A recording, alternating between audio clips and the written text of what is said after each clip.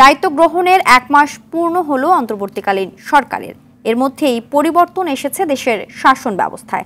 লাগাম টেনে ধরা হয়েছে দুর্নীতির। পররাষ্ট্রনীতিতে এসেছে বড় পরিবর্তন। ইতিবাচক প্রভাব পড়েছে মানুষের চিন্তাতেও। নতুন সরকারের 1 মাসের আমলনামা তুলে ধরছেন সুফিয়ান ফারাবী। প্রধান উপদেষ্টা পদের রক্তস্নাত জুলাইয়ের গণঅভ্যুত্থানের পর ছাত্র জনতার অনুরোধে ২৬ বছর বয়সী তরুণদের নিয়ে ৮৪ বছর বয়সী নোবেলজয়ী অর্থনীতিবিদ অধ্যাপক ডক্টর মোহাম্মদ ইউনুস দায়িত্ব নেন নতুন বাংলাদেশ পরিচালনার।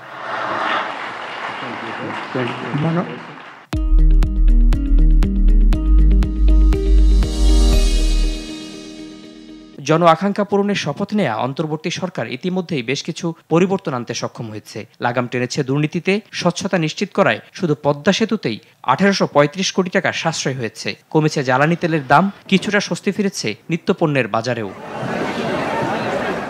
ছাত্র জনতার আন্দোলনকে সমর্থন জানিয়ে সংযুক্ত আরব আমিরাতে বিক্ষোভে অংশ নিয়ে শাস্তি পাওয়া ৫৭ প্রবাসীর মুক্তির ব্যবস্থা করেছে সরকার। অথচ ভোট ডাকাত শেখ হাসিনা সরকারের প্রবাসী কল্যাণ প্রতিমন্ত্রী জানিয়েছিলেন তাদের মুক্তির বিষয়ে হস্তক্ষেপ করবে না বাংলাদেশ। অন্যদিকে বিমানবন্দরে প্রবাসীদের হেনস্থার বিষয়টি কঠোরভাবে দমন করছে অন্তর্বর্তী সরকার। এয়ারপোর্টে ফিরেছে স্বস্তি।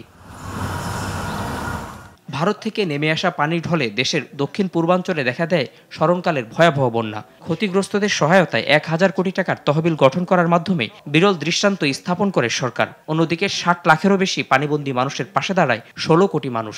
এর মাধ্যমে গড়ে ওঠে ইস্পাত কঠিন জাতীয় ঐক্য।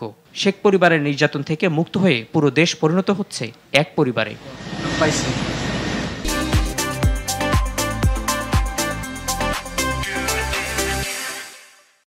তবে বেকায়দায় পড়েছে দুর্নীতিবাজ ও অসাধু কর্মকর্তারা। এরই মধ্যে গ্রেপ্তার হয়েছে ছাত্র জনতার উপর নির্বিচারে গুলি চালানোর সঙ্গে জড়িত পুলিশ কর্মকর্তারা। আইনের আওতায় এসেছে জুলাই গণহত্যার সঙ্গে জড়িত বেশ কয়েকজন মন্ত্রীও। ভারতের প্রতি অনমনীয় সুরে কমেছে সীমান্ত হত্যা।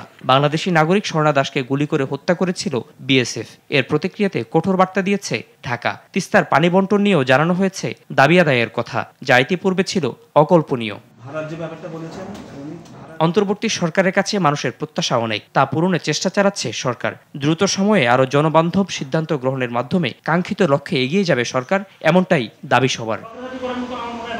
সুফিয়ান ফারাবী, RTV।